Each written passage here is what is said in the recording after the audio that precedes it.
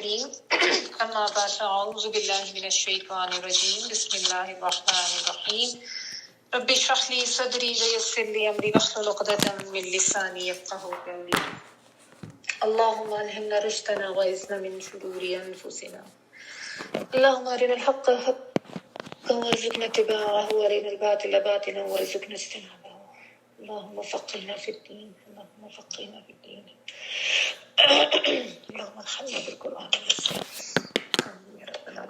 جی آج ہم نے جو ہے تھرڈ پارا اپنا سٹارٹ کرنا ہے اللہ کے حکم سے الحمدللہ.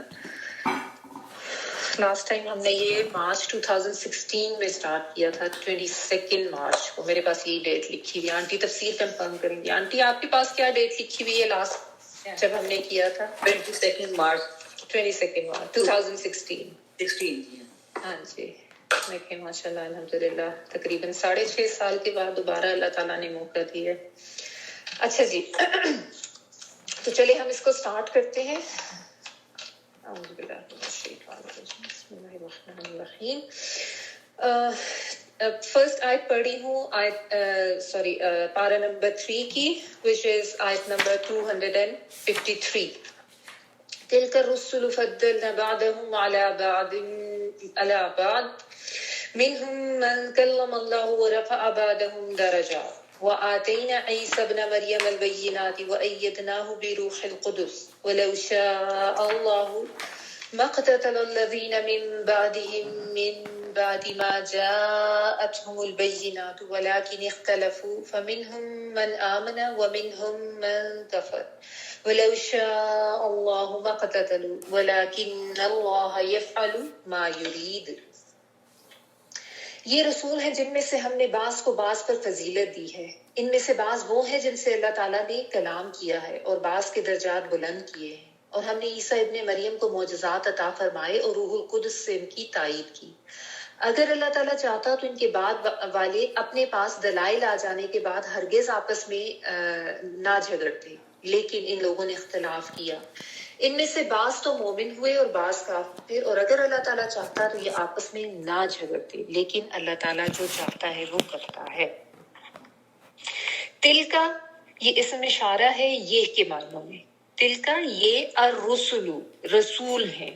رسول کی جمع رسل. یہ جو رسل ہے نا وداؤٹ واو یہ پلورل کے لیے آتا ہے جمع کے لیے. ٹھیک ہے یہ رسول ہیں. فضلنا فا داد لام اس کا روٹ ورڈ ہے اور یہ اس کا مطلب ہے فضیلت دینا، ٹھیک ہے برتری دینا. اور نون الف نا ہم کے لیے آ رہے.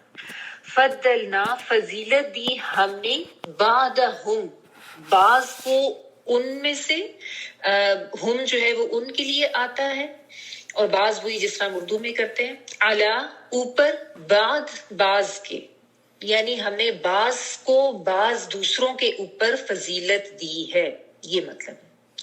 منہم ان میں سے، من جس نے، کلم اللہ اس سے کلام کیا، اللہ تعالیٰ نے. کلم اللہ کلام کیا. کس نے کلام کیا؟ اللہ نے. اللہ کے نام کے آخری حرف ہا کے اوپر جو پیش آ رہی ہے نا اس سے پتہ چل رہا ہے کہ اس کا مطلب اللہ نے، یعنی اللہ تعالیٰ جو ہیں وہ یہاں پہ بطور فاعل یوز ہو رہے ہیں کہ اللہ تعالیٰ نے کلام کیا. ٹھیک ہے. و اور رفع عرفہ بلند. تو رفع جو ہے اس نے بلند کیا. although اس میں روٹ ورڈ ہی نظر آ رہا ہے آپ کو، رافع عین ہی اس کا روٹ ورڈ ہے، لیکن اس میں ضمیر مخفی ہوتی ہے، یعنی اس کی والی جو ضمیر ہے وہ چھپی ہوئی ہوتی ہے. عموماً جو ماضی کا صیغہ ہوتا ہے نا، ماضی کا صیغہ ہے. ورفع اور اس نے بلند کیا، بعدہم ان میں سے بعض کو، درجات درجات میں درجوں میں. ٹھیک ہے. اور اللہ تعالیٰ نے بلند کیا ان میں سے بعض کو درجات میں. وآتینا اور دیا ہم نے یا دی ہم نے، حمزہ تا یا روٹ ورڈ ہے اس کا، الف تا یا. عیسیٰ ابن مریم یعنی عیسیٰ جو کہ حضرت مریم علیہ السلام کے بیٹے ہیں، ابن بیٹے کے لیے آتے ہیں. اور حضرت عیسیٰ علیہ السلام جو ہے نا ان کا اسی طرح سے ذکر آتا ہے ان کی کنیت کے ساتھ، عیسیٰ ابن مریم. البینات بینات جو ہے وہ بین سے ہے جس کا مطلب ہوتا ہے، بینہ کہتے ہیں روشن واضح. ٹھیک ہے. با یا نون اس کا روٹ ورڈ ہے. تو بینات جو ہے وہ پلورل ہے، روشن نشانیاں، جس سے مراد ان کے معجزات ہیں حضرت عیسیٰ علیہ السلام کے. اور وہ ایدناہو، اور ایدناہو جو ہے یہ تائید کرنے کے معنوں میں آتا ہے. ٹھیک ہے، کسی سے جب آپ ایسے ہاتھ رکھ کے کوئی بات کرتے ہیں تو اس سے اس کی تائید کر دیتے ہیں نا، تو یہ تائید کرنے کے معنی میں. ایدنا یعنی اس کو، اس کی بات کو سیکنڈ کرنا. ٹھیک ہے، یا ان کو بلکہ طاقت دینا کے معنوں میں یہاں پہ آپ اس کو کہہ دیں سپورٹ کرنا. وَأَيَّدْنَاهُ بِالرُّوحِ الْقُدُسِ، ساتھ روح القدس کے. بازر بھی جو ہے وہ ساتھ کے معنوں میں ہے. اور روح القدس جو ہے یہ آپ کو پتہ ہے کہ قرآن پاک میں حضرت جبرائیل علیہ السلام کے لیے یہ یوز ہوتا ہے روح القدس. تو یہاں پہ اس سے مراد حضرت جبرائیل علیہ السلام ہے کہ یعنی ہم نے اس کی تائید کی جبرائیل علیہ السلام سے. ولو، قدس جو ہے وہ پاک کے لیے آتا ہے نا، روح پاک حضرت جبرائیل علیہ السلام کے لیے آتا ہے. ولو، اور اگر شاء اللہ، شاء چاہتا، شین یا حمزہ، اللہ اللہ تعالی، ما جو ہے یہاں پہ نہیں کے معنوں میں ہے. ٹھیک ہے، اقتتلا آپس میں باہم لڑنے کے لیے اقتتلا آتے ہیں. مقتتلا ویسے پڑھتے ہوئے تو یہ مقتتلا نا، میں چونکہ سیپریٹلی ورڈ پڑھی ہوں اس لیے الف کے نیچے سے لگا کے پڑھی ہوں. یہ باب افتعال میں سے ہے بیسیکلی یہ ورڈ. اور اقتتلا، اللہ تعالیٰ نے قتلو نہیں کہا، اقتتلا کہا، جو کہ آپس میں باہم لڑنے کے معنوں میں آتے ہیں. ٹھیک ہے، اور اس میں پھر باقاعدہ منصوبہ اور اہتمام اس کے معنوں میں بھی آ جاتا ہے. تو وہ مقتتلا نہیں وہ باہم لڑتے، یا نہیں وہ ایک دوسرے سے لڑتے یا قتل کرتے. الذین، وہ لوگ، من بعدہم، بعد ان کے،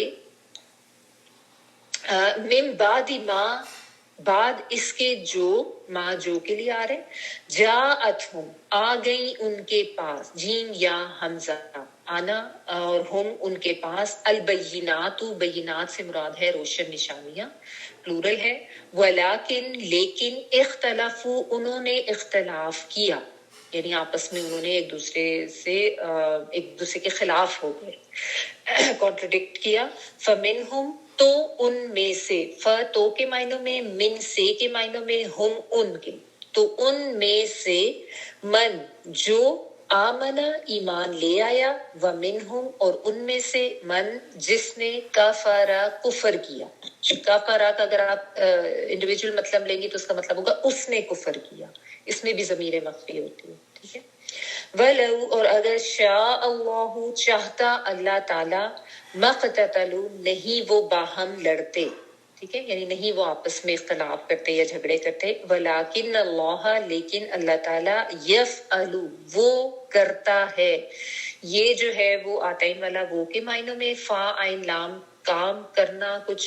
یفعل، وہ کرتا ہے، ما جو، یرید، وہ چاہتا ہے. یہ جو ہے آتین والا وہ کے معنوں میں. اور را واو دال اس کا روٹ ورڈ ہے جس کا مطلب ہوتا ہے کچھ چاہنا. ٹھیک ہے، را واو دال. تو یرید، وہ چاہتا ہے.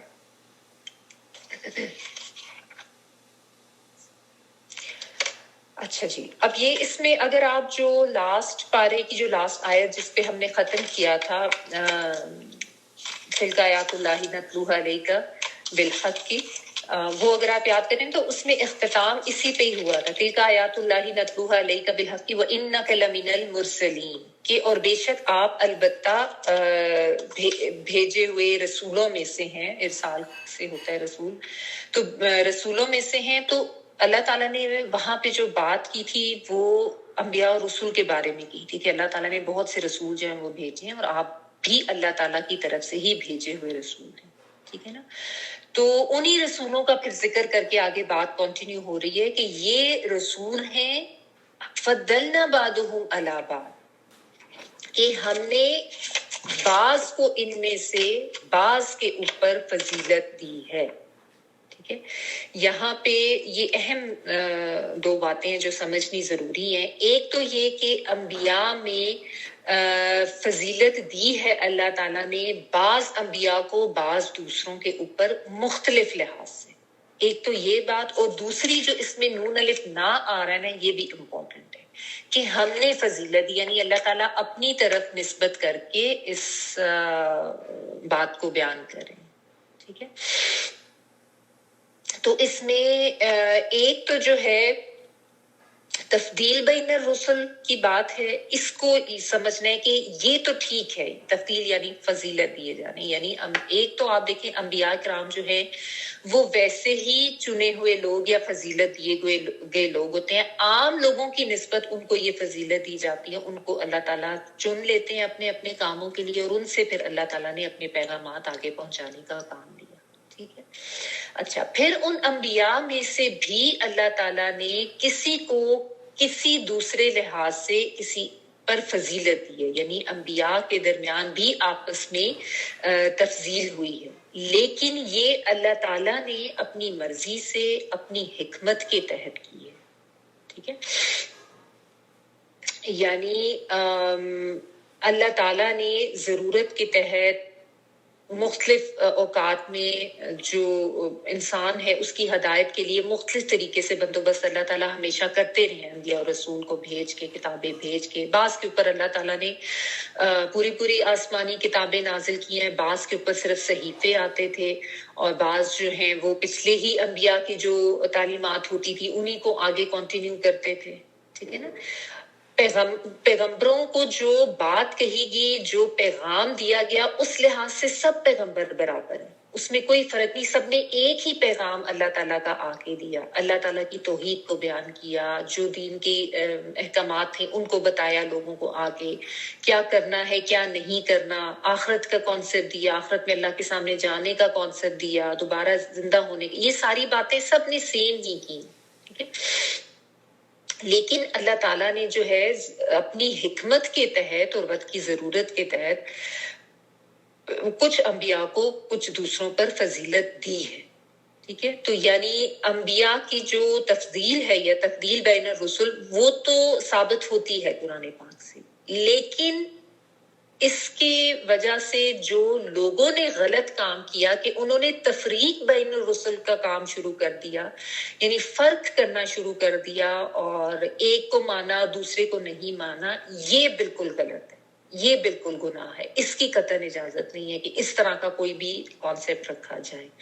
اور آپ کو پتہ ہے اس وقت جو یہ دو بڑے فرقے تھے، ایک تو بنی اسرائیل اور ایک یعنی ایک یہود اور ایک نصارہ، بنی اسرائیل تو دونوں ہی آ جاتے ہیں، یہود اور نصارہ جو بن چکے تھے، ان کا آپس میں معاملہ یہ تھا کہ یہود جو ہے یہ صرف حضرت موسیٰ علیہ السلام اور ان کی تعلیمات تک رہے، آج تک ان کا یہی پرابلم ہے، اور نصارہ جو ہے وہ حضرت عیسیٰ علیہ السلام تک رہے، انہوں نے آگے نبی صلی اللہ علیہ وآلہ وسلم کو نہیں مانا. اور یہود جو ہے وہ تو حضرت موسیٰ علیہ السلام کے بعد بھی نہیں مانتے، یعنی بس اور اپنے ہی رسول تک رہتے ہیں. تو یہ اس طرح کا تو یہ ایمان ہی پورا نہیں ہے، کیونکہ ایمان جو ہے اس میں تو ایمان باللہ، ایمان بالرسل، ایمان بالملائکہ، ایمان بالکتب، یہ سب چیزیں آ جاتی ہیں نا. اللہ پر ایمان آنا ہے، تمام انبیاء پر ایمان آنا ہے، کسی بھی رسول کی کا انکار جو ہے یہ جائز نہیں کسی لحاظ سے بھی، مطلب اس طرح سے تفریق کر دینا انبیاء کو. ٹھیک ہے نا. تو یہ اس میں ہمارے لیے بھی بہت زیادہ سمجھنے کی بات ہے کہ لوگ اپنے اپنے پیغمبر یا ان کے جو بھی تعلیمات تھی ان کو لے کے فخر اور تکبر کا باعث لوگوں نے بنا لیا، اور آپس میں اتنے زیادہ تعصب میں پڑ گئے کہ بات جو ہے وہ جھگڑوں تک آ گئی، قتل و غارت تک بات چلی گئی، اختلاف اتنا زیادہ بڑھتا گیا. ٹھیک ہے. تو یہ چیز جو ہے اس کو سمجھنے کی ضرورت ہے. اس آیت میں جو پوائنٹ ہے نا کہ اللہ تعالیٰ نے فضیلت دی ہے، لیکن اللہ نے دی ہے اپنی حکمت کے تحت دی ہے. بعض انبیاء کو اللہ تعالیٰ نے ایک طرح کے معجزات دیے، بعض کو بہت دوسری طرح کے معجزات دی، جس میں آگے پھر یہ اللہ تعالیٰ نے ذکر بھی کیا حضرت عیسیٰ علیہ السلام کا، اس کو بھی ابھی ہم دیکھتے ہیں. لیکن یہ اللہ تعالیٰ اپنی حکمت سے کرتے تھے نا. بعض کو معجزات نہیں بھی دیے، بعض کو کتابیں دی، بعض کو نہیں دی، بعض کو صحیفے دیے، بعض کو ویسے ہی پیغام آگے تک پہنچانے کے طریقے سمجھائے. لیکن یہ سب اللہ تعالیٰ کی تقسیم اور اس کی حکمت کے تحت ہے. ٹھیک ہے نا. تو بات یہ ہے سمجھنے کی کہ اللہ تعالیٰ نے فضیلت دی ہے بعض انبیاء کو بعض دوسروں پر، لیکن یہ ہے کہ ہمارے بحیثیت ایک مطلب امت مسلمہ کا فرد ہونے یا بحیثیت مسلمان ہونے کے ہم پر یہ لازم آتا ہے کہ ہم نے تمام انبیاء کی تکریم کرنی ہے، تمام انبیاء کی تعظیم بھی کرنی ہے، اور تمام انبیاء کو ماننا بھی ہے. کسی کے لیے یہ جائز نہیں ہے کہ وہ کسی ایک نبی کا تو اقرار کرے دوسرے کا انکار کرے، یا کسی ایک کی تعظیم کرے اور دوسری کی تعظیم میں کسی طریقے سے بھی جو ہے وہ فرق کرے۔ اور ہمارے جو نبی صلی اللہ علیہ وسلم ہیں، اس میں کوئی شک نہیں ہے کہ اللہ تعالیٰ نے آپ صلی اللہ علیہ وسلم کو بھی بہت لحاظ سے دوسرے انبیاء پر فضیلت دی ہے۔ آپ صلی اللہ علیہ وسلم کو اللہ تعالیٰ نے رہتی دنیا تک کے لیے نبی بنا کے بھیجا۔ آپ پر جو کتاب بھیجی گئی وہ رہتی دنیا تک تمام لوگوں کی ہدایت کے لیے ہے، جبکہ اس سے پہلے جو انبیاء یا رسول ہوتے تھے وہ ایک خاص ٹائم کے لیے، کسی خاص قوم کے لیے، کسی خاص علاقے تک بھیجے جاتے تھے۔ ٹھیک ہے، یہ آپ صلی اللہ علیہ وسلم کی فضیلت ہے کہ آپ کی تعلیمات، آپ کا نبی ہونا تمام رہتی دنیا تک کے لوگوں کے لیے ہے۔ ٹھیک ہے، پھر اور بھی بہت سی ایسی چیزیں ہیں۔ مقام محمود جو ہے وہ بھی آپ صلی اللہ علیہ وسلم کے لیے ہے۔ معراج کا شرف آپ صلی اللہ علیہ وسلم کو اللہ تعالیٰ نے دیا۔ تمام انبیاء کی امامت بھی آپ نے کرائی، اور اس کے علاوہ کچھ اور بھی چیزیں ہیں، لیکن خود آپ صلی اللہ علیہ وسلم کا فرمان ہے کہ مجھے کسی نبی پر فضیلت مت دو، مجھے یونس بن متا سے بھی بہتر مت قرار دو۔ بلکہ ایک میں یہ بھی آتا ہے کہ جس نے کہا کہ میں یونس بن متا سے بہتر ہوں، اس نے غلط بات کی۔ یونس بن متا جو ہے نا، میم تے چھوٹی ایر اوپر الف، یہ حضرت یونس علیہ السلام کی بات نبی صلی اللہ علیہ وسلم کریں کہ مجھے ان پر بھی فضیلت نہ دو۔ یعنی آپ صلی اللہ علیہ وسلم ظاہر ہے بہت زیادہ ہمبل، بہت عاجزی کے ساتھ بات کرتے تھے۔ ایک اور جگہ پر بھی آتا ہے کہ مجھے تمام اولاد آدم پر فضیلت دی گئی ہے، مگر اس میں کوئی فخر کی بات نہیں۔ پھر یہ حدیث جو ہے یہ آگے تھوڑا اور بھی لمبی چلتی ہے کہ آخرت میں سب سے پہلے مجھے قبر سے نکالا جائے گا، پر اس میں کوئی فخر کی بات نہیں۔ مجھے شفاعت کا حق دیا جائے گا، پر اس میں کوئی فخر کی بات نہیں۔ مطلب اس طریقے کے اس میں کچھ پوائنٹس آتے ہیں جو نبی صلی اللہ علیہ وسلم کی خود اپنی تعلیمات بھی یہ ہیں کہ اس میں کوئی فخر کرنے کی بات نہیں ہے۔ یعنی یہ اللہ تعالیٰ نے اپنے فضل سے اور اپنی حکمت سے یہ فضیلت آپ صلی اللہ علیہ وسلم کو دی ہے، لیکن بحیثیت مسلمان ہم یہ یاد رکھیں کہ ہمارے اوپر قطعاً بھی یہ جائز نہیں ہے کہ ہم اپنے نبی کی شان بڑھاتے ہوئے کسی دوسرے کے نبی جو ہیں، یہ دوسرے سے مراد ہم تو ظاہر سب کو ہی مانتے ہیں کہ سب ہمارے نبی تھے۔ ہمارے دین میں تو یہی ہے کہ ہم نے سب انبیاء پر ایمان لانا ہے، لیکن یہ نہیں ہے کہ کسی دوسرے نبی کی شان کو ہم گھٹائیں یا دوسروں کے سامنے جو ہے ان کے نبی کے بارے میں ہم یہ کہیں کہ نہیں ہمارا نبی جو ہے وہ زیادہ بہتر تھا، یہ تمہارا نہیں ہے۔ یہ ہم نہیں کر سکتے، یہ ہمارے لیے لازم، یہ جائز ہی نہیں ہے ہمارے لیے۔ ٹھیک ہے، تو اس چیز کو سمجھنے کی ضرورت ہے کہ کسی مطلب انبیاء میں آپس میں اس طرح کی تفریق کر کے کسی کی عزت کم ہم نہیں کر سکتے۔ یہ سب امت کو یہ سکھایا جا رہا ہے کہ اپنی طرف سے کوئی بھی بات اس طرح کی مت بیان کرو۔ نبی صلی اللہ علیہ وسلم کا بھی فرمان ہے صحیح بخاری میں، لا تخیرونی من بین الانبیاء، ٹھیک ہے، مجھے انبیاء کے درمیان اس طریقے سے مت فضیلت ہو۔ ٹھیک ہے، تو مطلب ایک کا دوسرے پر فضیلت کا انکار نہیں ہے، یہ تو صرف آپ یہ سمجھ لیں کہ امت کو جو ہے نا انبیاء علیہ السلام کا ادب اور احترام سکھایا گیا ہے نبی صلی اللہ علیہ وسلم کی طرف سے، کیونکہ ظاہر ہے ہمیں جو جس بنا پر یہ امتیازات دیے گئے ہیں ان تمام باتوں کا ہمیں تو علم حاصل نہیں ہے کہ کس وجہ سے اللہ تعالیٰ نے یہ دی ہے۔ ٹھیک ہے نا، تو یہ نبی صلی اللہ علیہ وسلم نے سمجھایا کہ تم میری فضیلت اس طرح نہ بیان کرنا کہ دوسرے انبیاء کی شان میں کمی ہو۔ ٹھیک ہے، ورنہ یہ ٹھیک ہے کہ یہ تو قرآن سے ثابت ہے اس آیت سے کہ اللہ تعالیٰ نے خود کہہ دیا کہ ہم نے بعض انبیاء کو بعض پر فضیلت دی ہے۔ ٹھیک ہے، لیکن ہم نے اس چیز کا دھیان رکھنا ہے کہ کسی دوسرے کی تکریم میں، عزت میں کمی نہیں ہم نے کرنی۔ اچھا، تو نبی صلی اللہ علیہ وسلم کی فضیلت کے لحاظ سے ایک اور حدیث کا مفہوم بھی میں آپ کو بتا دیتی ہوں، متفق علیہ ہے کہ مجھے 6 باتوں پر انبیاء پر فضیلت دی گئی۔ مجھے جامع اور مختصر بات کرنے کی صلاحیت بخشی گئی، مجھے روب کے ذریعے سے نصرت بخشی گئی، میرے لیے مال غنیمت حلال کیے گئے، میرے لیے تمام زمین کو مسجد بنا دیا گیا اور پاکیزگی حاصل کرنے کا ذریعہ بنا دیا گیا۔ میں پڑھ لوں پھر میں اس کو آرام سے بھی بتاتی ہوں بھی آپ پریشان نہ ہوں، میں ریپیٹ کر دوں گی۔ مجھے تمام دنیا کے لیے رسول بنا کے بھیجا گیا، مجھ پر تمام انبیاء کا سلسلہ ختم کر دیا گیا۔ ٹھیک ہے، جامع اور مختصر بات کرنے کی صلاحیت بخشی گئی، یعنی آپ صلی اللہ علیہ وسلم پہ کو اللہ تعالیٰ نے یہ کسی کا مائک آن ہے، کائنڈلی اپنے مائک چیک کریں سب لوگ۔ مجھے بیچ میں آواز آ رہی ہے بار بار. یعنی بات کرنے کی اس طرح کی ایبلٹی تھی کہ جامع اور مختصر بات. اس میں تو آپ خیر یہ قرآن پاک کا بھی آپ دیکھ لیں نا, یہ بھی قرآن پاک کا کیسا اعجاز ہے کہ آپ دیکھتے ہیں کہ کس طرح مختصر سے 2 لفظوں میں یا چھوٹے چھوٹے جملے میں پورا قصہ اللہ تعالیٰ بیان کر دیتے ہیں. تو ایک تو یہ, اور دوسرا یہ کہ مجھے روب کے ذریعے نصرت بخشی گئی, بلکہ جو اس کے ایگزیکٹ الفاظ میں پڑھی تھی اس میں یہ تھا کہ 1 مہینے کی مسافت سے روب سے نصرت بخشی گئی. یعنی آپ صلی اللہ علیہ وسلم کے اللہ تعالیٰ نے اسپیشل یہ کیا تھا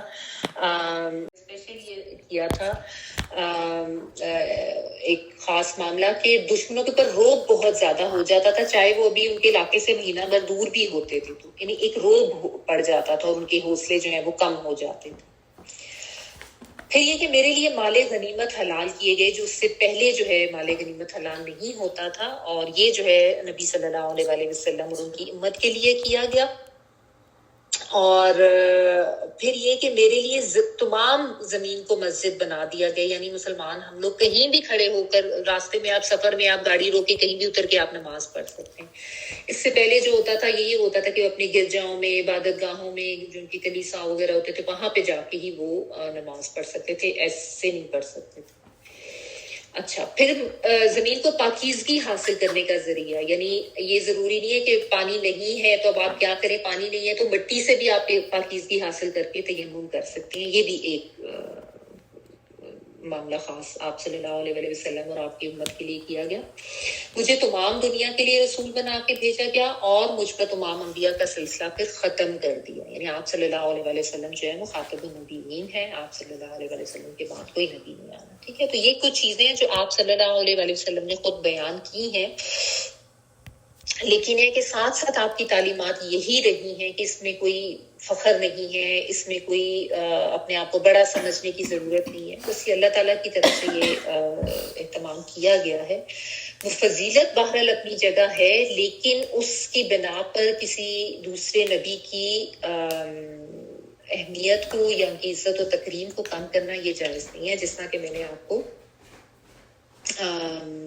ابھی حضرت یونس علیہ السلام کے بارے میں بتایا. بالخصوص نبی صلی اللہ علیہ وسلم نے حضرت یونس علیہ السلام کو کیوں مینشن کر کے بات کی تھی. حضرت یونس علیہ السلام وہ تھے جو مچھلی کے پیٹ میں چلے گئے تھے نا, مچھلی نے نگل لیا تھا ان کو, کیونکہ حضرت یونس علیہ السلام وہ نبی ہیں جن کے اوپر اللہ تعالیٰ کی طرف سے اس طرح کے سختی کا معاملہ یعنی آپ کہنے بہت زیادہ ناراضگی اللہ تعالیٰ کی ان کے اوپر اس وجہ سے ہوئی کہ ان کو اس طرح کی پکڑ ان کی ہوئی. ہوا یہ تھا, سب کو پتہ ہی ہے کہ وہ جب ان کی قوم پہ عذاب کے بھی آثار ہی آئے تھے تو ان کی بس اپنی آپ کہہ لیں کہ ایک اجتہادی خطا ان سے ہو گئی کہ وہ پہلے ہی اپنی قوم کو چھوڑ کے چلے گئے قبل اس کے کہ ابھی اللہ تعالیٰ کی طرف سے حکم آتا.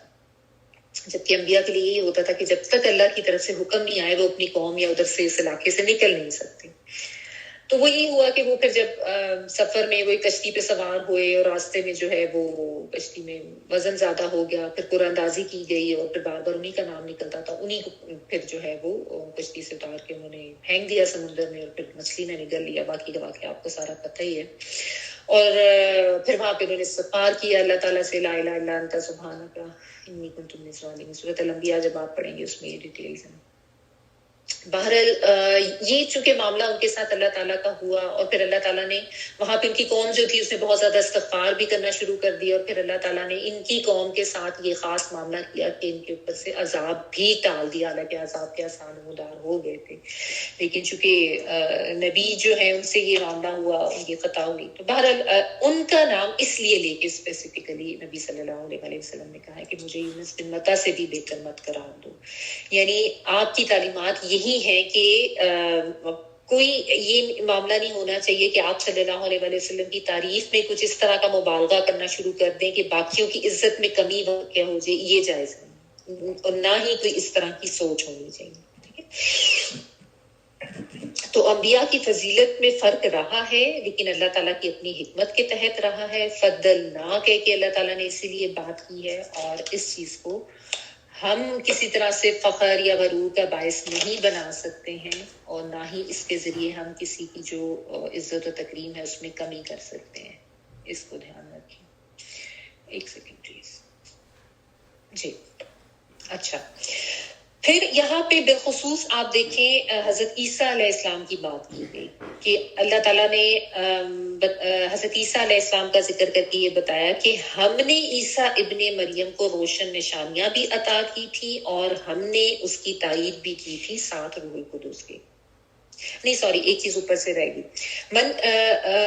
मिनहु मन कल्लमल्लाहु व रफ़अ बादहुम दरजात, कि अंबिया जो हैं उनमें से बास ऐसे हैं जिनसे अल्लाह ताला ने कलाम किया। आपको पता है हजरत मूसा अलैहिस्सलाम वो वाहिद नबी हैं जिनसे अल्लाह ताला ने इस जमीन पर कलाम किया डायरेक्ट, ठीक है। और नबी सल्लल्लाहु अलैहि वसल्लम से भी अल्लाह ताला ने कलाम किया, लेकिन वो मेराज के मौके पर ऊपर आसमानों पे। इस दुनिया में जो नबी जिनको ये शर्फ हासिल हुआ वो हजरत मूसा अलैहिस्सलाम, उनको ये फजीलत अल्लाह ताला ने दी। तो यहाँ पे उनका भी जिक्र कर दिया गया, मन कल्लमल्लाहु, उनमें दोनों ही आ जाते हैं। इसके अलावा हजरत आदम अलैहिस्सलाम जो है उनका भी ये आता है, जाहिर है वो जिस वक्त बनाए गए थे। तो बहरहाल दुनिया में जमीन पे जो जिन नबी से कलाम किया गया वो हजरत मूसा अलैहिस्सलाम है। अब यहाँ पे बिलखुसूस हजरत ईसा और हजरत मूसा अलैहिस्सलाम का जिक्र अल्लाह ताला ने किया, क्योंकि आपको पता है यही दो बड़े फिरके उस वक्त मौजूद थे, उनको किताबें भी दी गई। और आपको पता है कि इन दोनों का ये मामला था कि अपने अपने नबी के बारे में ये बहुत ज्यादा शदीद मुखालफत का शिकार थे। यहूद जो हैं वो किसी और को मानते नहीं थे, और नसारा जो है वो तो इतने गुल्फ का शिकार थे कि उन्होंने खुदाई बना दिया था कि ये हमारे नबी जो उनको अल्लाह का बेटा बना दिया, और इस किस्म के इनके कॉन्सेप्ट्स थे, ठीक है। और इतने एक दूसरे से मुखालफत में थे कि जान के दुश्मन हो गए थे। तो इसलिए बिलखुसूस यहाँ पे इनका जिक्र किया गया। और फिर इन दोनों ने मिलके जो है मोहम्मद सल्लल्लाहु अलैहि वसल्लम उनकी नबूवत का भी इनकार किया। तो एक तो अल्लाह ताला ने मन कल्लमल्लाहु व रफ़अ बादहुम दरजात ये कह के इसमें हजरत मूसा अलैहिस्सलाम का भी जिक्र आ जाता है कि वो लोग इस चीज को भी ज़ाहिर है बहुत ज्यादा जो भी उनके मौजज़ात और चीजें थी उनको बहुत ज्यादा बढ़ा चढ़ा के बयान करते थे। और साथ अल्लाह ताला ने हजरत ईसा अलैहिस्सलाम का जिक्र किया कि हमने ईसा इब्ने मरियम, एक तो हजरत ईसा अलैहिस्सलाम की हमेशा यही कुनियत यूज होती है क्योंकि आपके साथ हजरत ईसा अलैहिस्सलाम के साथ ये खास मामला अल्लाह ताला ने किया कि बिन बाप के आपको पैदा किया गया था, इसलिए हमेशा हजरत मरियम अलैहिस्सलाम यानी उनकी जो वालिदा थी उनके ही कुनियत के साथ जिक्र आता है। और आप जो है यानी हजरत ईसा अलैहिस्सलाम जो है उनको अल्लाह ने अपने कलमा कुन से पैदा किया बगैर बाप के, रूहुल्लाह भी उनका आता है, उनके लिए आता है। तो ये बात अल्लाह ताला ने बयान की। और साथ ये कि हमने उसको रोशन निशानियां अता की थी। हजरत ईसा अलैहिस्सलाम को अल्लाह ताला ने बहुत से मौजज़ात अता किए थे जिसमें मुख्तलिफ चीजें थी। यानी एक तो वो सबसे बड़ा ये कि अल्लाह के हुक्म से, अल्लाह के इज़्न से वो जो कोई पैदाइशी नाबीना होता उसको ठीक कर देते थे। फिर अल्लाह के हुक्म से मुर्दों को भी जिंदा कर देते थे। मट्टी का परिंदा बनाते, उसमें फूंक मारते, वो जिंदा होके उड़ने लग जाता था, ठीक है। फिर बिल्कुल जब छोटे से थे तब इन्होंने बात की थी, यानी जब वो वाकया भी आपको पता ही होगा कि हजरत मरियम अलैहिस्सलाम की ने जब बताया और फिर लोग नहीं मान रहे थे और उनके ऊपर तोहमत लगा रहे थे, उन्होंने खुद गवाही दी थी बोल के। और बाद में भी इस तरह के उनके जो मौजज़ात हैं, तिब के मौजज़ात बेसिकली ज्यादा थे क्योंकि उस जमाने में तिब जो है वो यानी मेडिकल तो ये बेतिब की बात कर रही हूँ, तो वो बहुत ज्यादा अरूज पे था, तो उस तरह के मौजज़ात थे। और इसके अलावा हजरत मूसा अलैहिस्सलाम को उनके दौर के लिहाज से, क्योंकि उस दौर में जादूगरी बहुत ज्यादा आम थी, तो अल्लाह ताला ने उनको उसके लिहाज से मौजज़ात दिए थे। तो उनका हाथ चमकता हुआ निकलता था जब वो ऐसे गिरबान में डालते यदि बैदा। और इसके अलावा उनके पास एक असा था जो बहुत बड़ा वो अजदहा बन जाता था, और वो क्योंकि उस जमाने में जादूगरी अरूज पे थी। तो अल्लाह ताला ने वक्त और हालात और जरूरत के तहत अंबिया को मौजज़ात दिए, और इस लिहाज से जो एक अंबिया को मौजज़ात दिए जाते थे वो दूसरों से मुख्तलिफ होते थे। तो ये चीजें अल्लाह ताला के हुक्म और उसकी अपनी हिकमत के तहत होती थी, ठीक है। तो अल्लाह ताला कह रहे हैं हमने उसकी रूहुल कुदस के साथ तायीद की। ये रूहुल कुदस हजरत जिब्राइल अलैहिस्सलाम के लिए आता है, और हजरत जिब्राइल अलैहिस्सलाम भी आके जो है वो अल्लाह के हुक्म से यानी इस तरह के मौजज़ात करने की मदद करते थे हजरत ईसा अलैहिस्सलाम की। اور حضرت جبرائیل علیہ السلام کا ذکر اس لیے بھی ہے کہ ان کے اوپر بھی اعتراض تھا، یعنی جو بنی اسرائیل تھے یہ ان کو اور یہود و نصارہ دونوں ہی جو تھے ان کو آگے سے یہ بہت اعتراض تھا کہ نعوذ باللہ ثم نعوذ باللہ یہ کہتے تھے کہ یہ جو بنی اسماعیل میں نبوت لے گیا اس نے غلطی کی ہے، کیونکہ اس سے پہلے تمام جو انبیاء تھے وہ بنی اسرائیل میں ہی آتے رہے تھے حضرت عیسیٰ علیہ السلام تھا، لیکن جب اس کے بعد ان سے امامت لے کے نبوت جو ہے وہ بنی اسماعیل میں دی گئی، میں نے آپ کو شروع میں ڈیٹیل بتائی تھی، تو ان کو جہاں دوسری چیزوں پہ اعتراض تھا، نہیں مانتے تھے نبی صلی اللہ علیہ وآلہ وسلم کو، تو اس میں انہوں نے ساتھ حضرت جبرائیل علیہ السلام پہ بھی اعتراض کرنا شروع کر دیا، تو کہتے تھے کہ اس نے اس سے نعوذ باللہ ثم نعوذ باللہ کس نے غلطی کی اور یہ ادھر لے گیا، ٹھیک ہے۔ تو اللہ تعالیٰ یہاں پہ یہ بھی بتانا چاہ رہے ہیں کہ حضرت جبرائیل علیہ السلام کے ذریعے تائید حضرت عیسیٰ علیہ السلام کی بھی کی گئی، اور ان سے پہلے انبیاء کے اوپر بھی جو وحی آتی تھی وہ وحی لانے کا کام حضرت جبرائیل علیہ السلام کے ہی ذمہ تھا، اور وہ اللہ کے حکم سے صرف کام کرتے تھے۔ یہ جو ہے نا اید نہ ہو، تائید کی نون لکھنا ہم کے لیے آتا ہے، یعنی اللہ تعالیٰ ہی کراتے تھے تائید، وہ اپنی مرضی سے تو کچھ نہیں کرتے تھے۔ فرشتے جو ہیں وہ تو صرف وہی حکم بجا لاتے ہیں جو ان کو دیا جاتا ہے اللہ تعالیٰ کی طرف سے، وہ انکار نہیں کر سکتے، ٹھیک ہے۔ تو یہ چیز یہاں پہ اللہ تعالیٰ نے بتائی کہ جو ان کے معجزات جو اللہ تعالیٰ نے جو بینات ان کو دی تھی، ان کے ظہور کے لیے بھی اللہ تعالیٰ فرشتے جو تھے حضرت جبرائیل علیہ السلام ان کو بھیجتے تھے، کیونکہ معجزات جو ہیں وہ کسی بھی نبی کی کوئی پرسنل طاقت نہیں ہوتے، جو بھی انبیاء معجزات دکھاتے تھے وہ اللہ کے اذن، اللہ کے حکم سے ہوتے تھے، اور اس چیز کو وہ بتاتے بھی تھے۔ آگے آپ پڑھیں گے ڈیٹیلز میں جہاں پہ حضرت عیسیٰ علیہ السلام بھی بتاتے تھے یا کچھ کرتے تھے، تو ساتھ ساتھ یہ کہتے تھے کہ یہ اللہ کے حکم سے ہے، یعنی میری کوئی طاقت نہیں ہے اس میں، یہ سب اللہ کے اذن سے ہو رہے، تو یہ یہاں پہ بتایا گیا، ٹھیک ہے۔ اچھا، پھر آگے اللہ تعالیٰ نے اپنا ایک قانون بھی بیان کیا، وَلَوْ شَاءَ اللَّهُ مَا قَتَتَلَ الَّذِينَ مِن بَعْدِهِم مِن بَعْدِ مَا جَاءَتْهُمُ الْبَيِّنَاتُ وَلَٰكِنِ اخْتَلَفُوا۔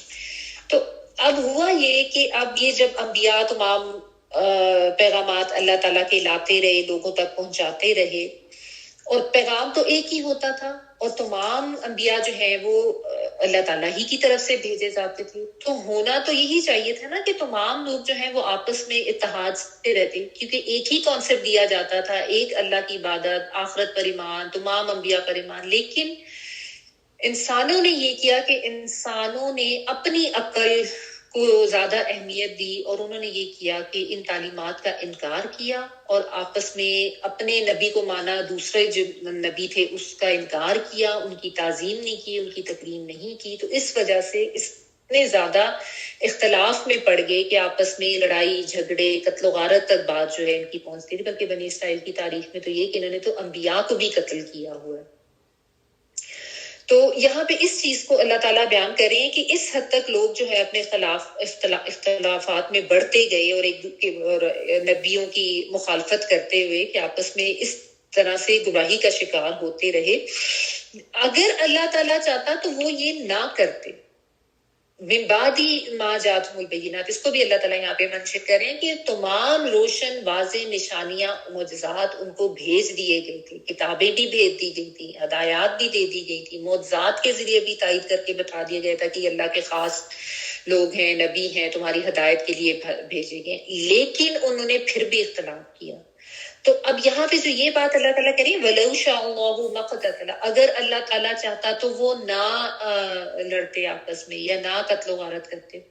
اس کا مطلب یہ ہرگز نہیں ہے کہ اللہ تعالیٰ نے چاہا اس لیے انہوں نے قتل کیا، اس چیز کو بھی تھوڑا سا سمجھ لیں، بات یہ نہیں ہے، اس چیز کو سمجھیں۔ اللہ تعالیٰ بیسیکلی اپنا ایک قانون یہاں پہ یہ بتا رہے ہیں کہ اللہ تعالیٰ جب لوگوں کی ہدایت کے لیے بھیجتے تھے انبیاء کو، رسولوں کو، تو اللہ تعالیٰ کی رضا تو یہی تھی کہ سب اس کے اوپر ایمان لے آئیں، سب اللہ کی باتوں کو مان لیں اور سیدھے راستے پر آ جائیں۔ لیکن اس کے لیے اللہ تعالیٰ نے انسان کو شعور دیا، عقل دی، اور اس کی ہدایت کے سارے بندوبست کیے، تو پھر یہ انسان کی اپنی مرضی کے اوپر چھوڑا ہے کہ وہ خود اپنی اس فری ول کو، کیونکہ اللہ تعالیٰ نے فری ول ہر انسان کو دی ہے، رائے کی آزادی دی ہے، اس کو یہ اختیار دی ہے کہ اب اللہ تعالیٰ کو یہ مقصود ہے کہ اللہ تعالیٰ یہ چاہتے ہیں کہ انسان اپنی اس فری ول کا استعمال کرتے ہوئے خود ہدایت کے اوپر آئے،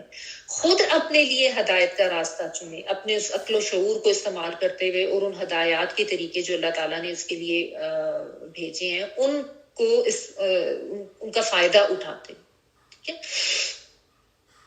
تو یہ چیز ہے کہ یعنی اللہ کی رضا تو یہی ہے کہ سب ہدایت میں ہیں، لیکن اللہ کی مشیت یہ جس کو مشیت الہی کہتے ہیں، یا آپ کہہ لیں کہ جو مقصود ہے اللہ تعالیٰ کو یا جو اللہ تعالیٰ چاہتے ہیں، وہ اس میں فرق ہے. اللہ کی رضا میں اور اللہ کی مشیت میں فرق ہے، اور یہ فرق یہی ہے کہ اگرچہ اللہ تعالیٰ کے خوش تو اسی پہ ہی ہے، رضا تو اللہ کی اسی میں کہ سب لوگ ہدایت پہ آئیں، لیکن مشیت یہ ہے اللہ تعالیٰ کی کہ خود اپنی مرضی سے اپنی فری ول کو استعمال کرتے ہوئے خود سے اپنے لیے ہدایت کا راستہ چنے.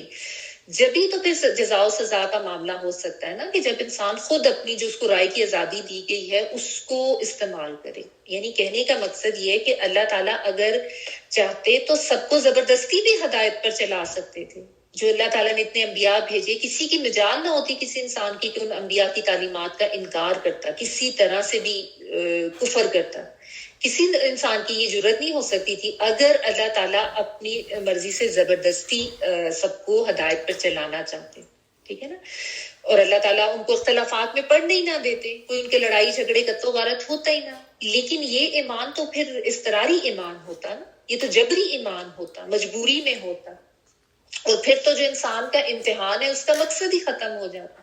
لیکن یہ اللہ کی مشیت نہیں تھی. تو اللہ نے چونکہ انسان کو رائے کی آزادی دی ہے، اس کو خود مختار کیا ہے، اس معاملے میں عقل و شعور بھی دیا ہے، ہدایت کا بندوبست بھی کیا ہے، معاملے میں عقل و شعور بھی دیا ہے، ہدایت کا بندوبست بھی کیا ہے، مطلب سب کچھ واضح کر دیا ہے. تو اب یہ انسان کی اپنی ڈسکریشن پہ چھوڑا ہے کہ وہ خود اپنے لیے ہدایت کا راستہ اختیار کرے، خود تمام غلط راستوں کو چھوڑے اور جو اللہ تعالیٰ نے ہدایت دی ہے اس کے اوپر آئے. بھلے اس کو برائی کے راستے یا غلط راستے جو ہیں وہ کتنے بھی اٹریکٹیو لگیں، کیونکہ ظاہر شیطان بھی ساتھ ساتھ ہے، وہ انسان کو ورگلاتا ہے. تو یہی تو انسان کا امتحان ہے. زبردستی کروانا ہوتا تو پھر تو امتحان بھی نہ رہتا، اور پھر تو جزا سزا کا بھی کوئی مقصد نہ رہتا. پھر تو آخرت میں جو سارا معاملہ ہونا ہے جزا سزا کا، اس کی تو کوئی اہمیت نہ رہ جاتی کہ اللہ تعالیٰ نے سب کو جو ہے زبردستی ہدایت کے اوپر چلا دینا ہوتا. تو یہ بات ہے کہ اللہ تعالیٰ نے کسی کو مجبور نہیں کیا، اللہ تعالیٰ جبری ایمان نہیں چاہتے. اللہ تعالیٰ نے اختیار دی ہے کہ دیکھیں کہ انسان اب خود کیا کرتا ہے، اپنے اس شعور کو استعمال کرتا ہے، خود اپنے لیے راستہ بناتا ہے. یہی امتحان ہے اللہ کی طرف سے، یہی آزمائش ہے انسان کی. تو جو کوئی اپنی اس عقل و شعور کو استعمال کرتا ہے، اپنی انا اور تکبر کو چھوڑتا ہے، اور پھر جو اللہ تعالیٰ نے ہدایات دی ہیں ان کو صحیح طریقے سے پڑھتا ہے بغیر کسی تعصب کو ذہن میں لیے ہوئے، تو وہ تو پھر اور ہدایت کی طلب رکھتے ہوئے تو وہ تو پھر اللہ کی طرف سے ہدایت پا جاتا ہے، وہ سیدھے راستے پر آ جاتا ہے. لیکن جو اپنی عقل کو اہمیت دیتا ہے، جو اپنے تعصب میں رہتا ہے، جو تکبر میں رہتا ہے، نہیں مانتا اور ضد کا شکار رہتا ہے، تو وہ پھر کفر پر ہی رہتا ہے. اور اللہ تعالیٰ اس کے لیے پھر وہی معاملہ آسان کر دیتے ہیں کہ وہ انہی راستوں میں اور انہی اندھیروں میں بھٹکتا رہتا ہے، جس کے اندر کوئی ہدایت پانے کی طلب نہیں ہے، جس کے اندر اتنی ضد اور انا ہے کہ اس نے بس اپنی ہی بات پہ اڑے رہنا ہے اور اس نے اسی گمراہی کو اپنے لیے چنا ہوا ہے. تو پھر اللہ تعالیٰ بھی اس کو اسی راستے پر چھوڑ دیتے ہیں کہ تم اسی اندھیروں میں بھٹکتے رہو. یہ بھی آگے بھی مزید اس کی تفصیل آئے گی. تو یہ ہے فرق اللہ تعالیٰ کی مشیت میں اور اللہ تعالیٰ کی رضا میں. ٹھیک ہے، تو مین بات یہ ہے کہ اللہ تعالیٰ نے اختیار انسان کو دیا ہے، شعور انسان کو دیا ہے، ہدایات کے راستے اور طریقے سب واضح کر دیے ہیں. اب یہ انسان کے اوپر ہے کہ وہ ان سب چیزوں کا صحیح استعمال کرے اور پھر خود سے صحیح خالص ایمان کے راستوں کے اوپر آئے. ٹھیک ہے، تو یہ جو بیسیکلی یہ پھر آگے اللہ تعالیٰ نے بتایا نا، وَلَٰكِنِ اخْتَلَفُوا وَمِنْهُم مَّنْ آمَنَ وَمِنْهُم مَّن كَفَرَ، کہ ان میں سے کوئی ایمان لایا، ان میں سے کسی نے کفر کیا، کیونکہ انہوں نے آپس میں اختلاف کیا. تو یہ جو ان کا معاملہ تھا کہ انہوں نے انبیاء کی کا کفر کیا کسی کو مانا کسی کو نہ مانا, کسی کی تعظیم میں کمی کی, اس وجہ سے پھر یہ آپس میں اختلاف کرتے گئے. حالانکہ سب انبیاء اللہ کی طرف سے, سب کو ماننا چاہیے تھا, سب کی تعلیمات سیم تھی, اللہ کی طرف سے تھی, لیکن یہ اپنی ضد ہٹ دھرمی اور انا میں اتنے آگے بڑھتے گئے کہ اختلاف کرتے گئے, اور اس وجہ سے پھر کوئی تو ایمان لے آیا جس نے نہیں اختلاف کیا, اور کوئی جو ہے وہ کفر میں ہی پڑا رہا. تو پھر اللہ تعالیٰ یہی بیان کریں آیت کے اینڈ پہ, اگر اللہ تعالیٰ چاہتا تو وہ آپس میں نہیں لڑتے جھڑتے, لیکن اللہ تعالیٰ وہ واللہ یفعل ولکن اللہ یفعل ما یرید, اللہ تعالیٰ وہی کرتے ہیں جو وہ چاہتے ہیں. یعنی اللہ تعالیٰ کی, میں نے آپ کو اس کا فرق سمجھا دیا ہے کہ اللہ تعالیٰ کیا چاہتے ہیں.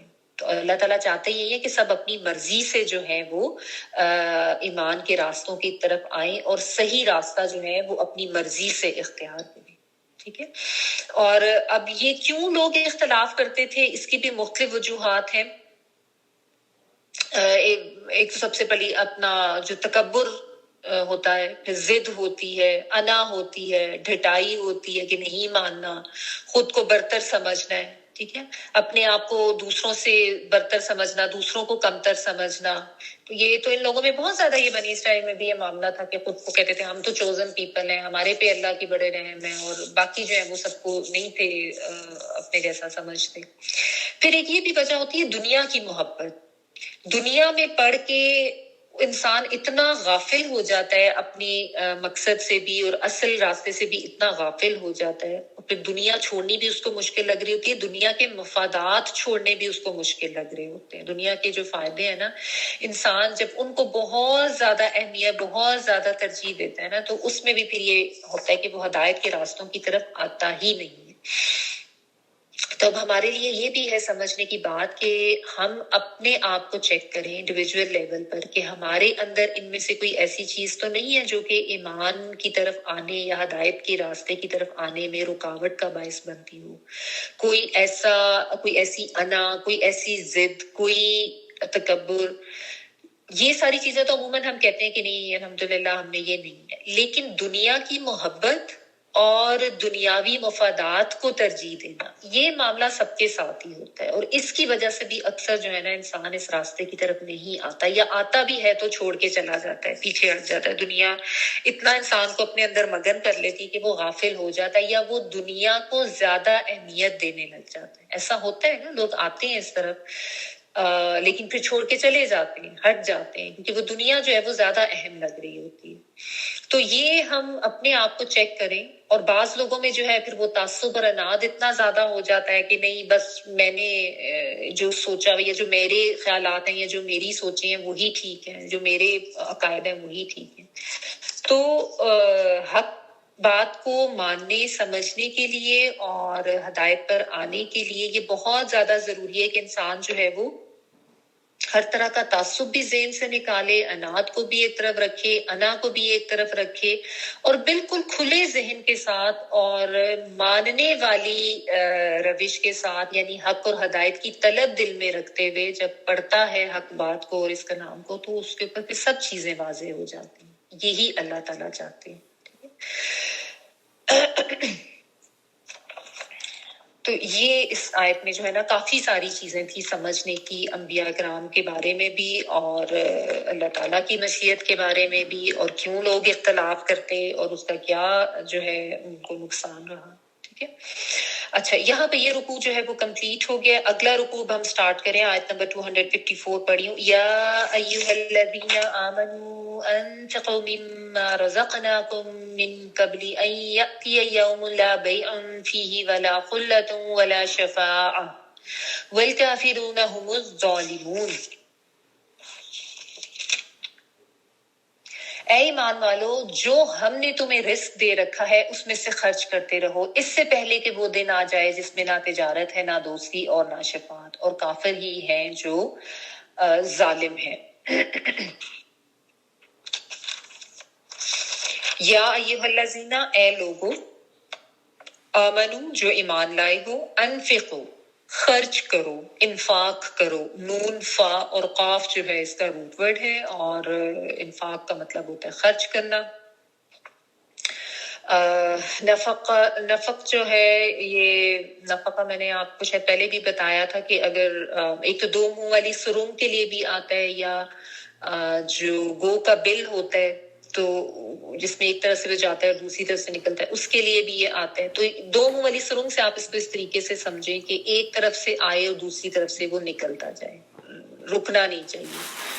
اور منافق کا بھی یہی روٹ ورڈ ہوتا ہے کیونکہ منافق بھی جو ہے وہ دو چہروں والا ہوتا ہے. بہرحال یہ جو ہے انفقو یہ امر کا سیغہ یعنی حکم دیا جا رہا ہے کہ خرچ کرو. کیا خرچ کرو؟ مما اس میں سے جو, ٹھیک ہے, من اور ماں سے مل کے بنتا ہے مما, رزقناکم رزق دیا ہم نے تم کو, نون الف نا ہم کے لیے آ رہا ہے اور کم تم کو, تم سب کو, من سے قبلی پہلے ان کے یاتیا آ جائے, الف تا یا ہی اس کا روٹ ورڈ ہے, یومن ایک دن, لا نہیں, بیعن بیعن جو ہے یہ روٹ ورڈ اس کا یہی ہے با یا عین, یہ تجارت خرید و فروخت اس معاملے میں آتا ہے. ٹھیک ہے, فی ہی اس میں, ولا اور نہ, خلتن خلتن جو ہے اس کا مطلب ہوتا ہے بہت گہری دوستی, خلیل کہتے ہیں دوست کو, خالام لام اس کا روٹ ورڈ ہے.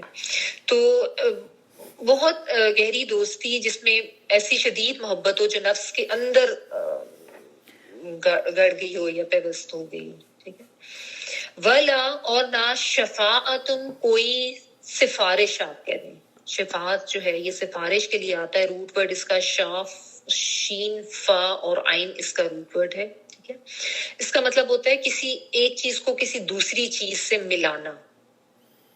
تو یعنی کسی کی مدد کے لیے اس کے ساتھ مل جانا یا کسی کی بات کے ساتھ اپنی بات ملانا, جیسے ہم کہتے ہیں نا کہ کسی کی بات کو سیکنڈ کرنا. ٹھیک ہے, تو سیکنڈ سمون, تو یہ اس معنوں میں ہے سفارش کرنا, یہی ہوتا ہے نا سفارش کرنا. اور یہ ایون نمبر کے لیے بھی آتا ہے جو کہ دو دو کی پیر میں ہوتے ہیں. ٹھیک ہے, وہ شفی والوتری سورۃ الفجر میں آتا ہے. تو شفاعتن سے مراد کوئی سفارش, والکافرون اور کافر ہم وہ الظالمون ظالم ہے, ظلم کرنے والے ہیں.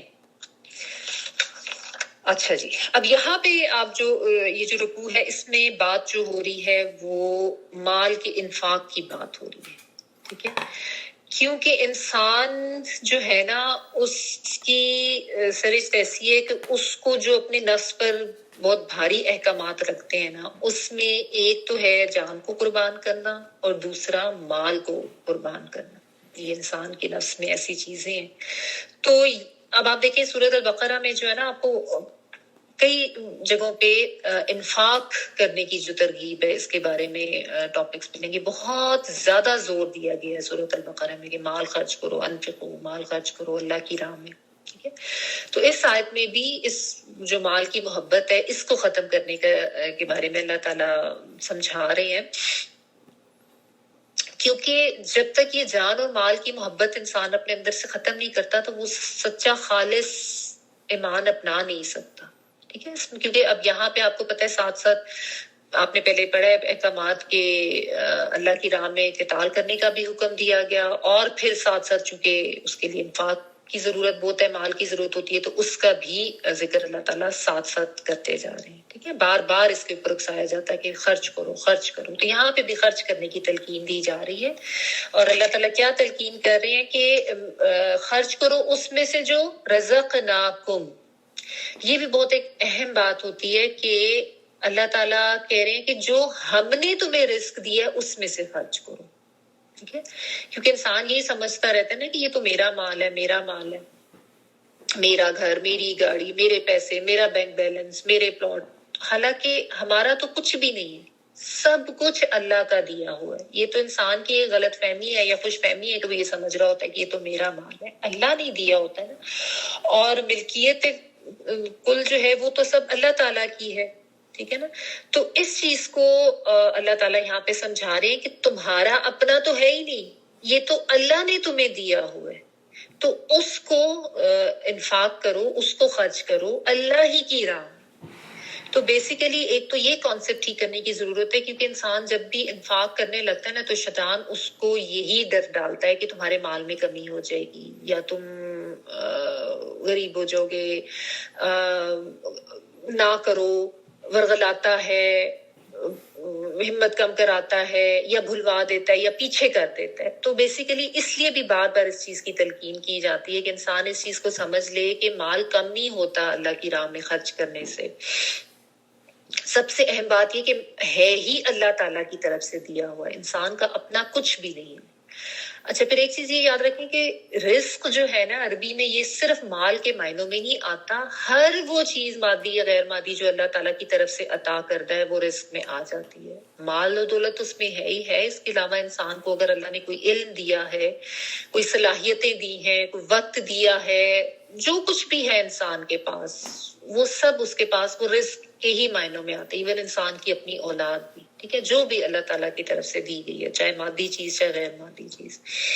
تو ہر چیز جو ہے نا وہ اللہ تعالیٰ کی طرف سے دی ہوئی امانت ہے، اور اس کو اللہ کی ہی راہ میں خرچ کرنا ہمارے اوپر لازم ہے. تو یہ انسان نہ سمجھے کہ کسی بھی چیز کے اوپر ملکیت اس کی ہے، کیونکہ یہ دنیا عارضی ہے. اس میں جو کچھ ہمیں ملا ہے وہ ٹیمپریری ہے.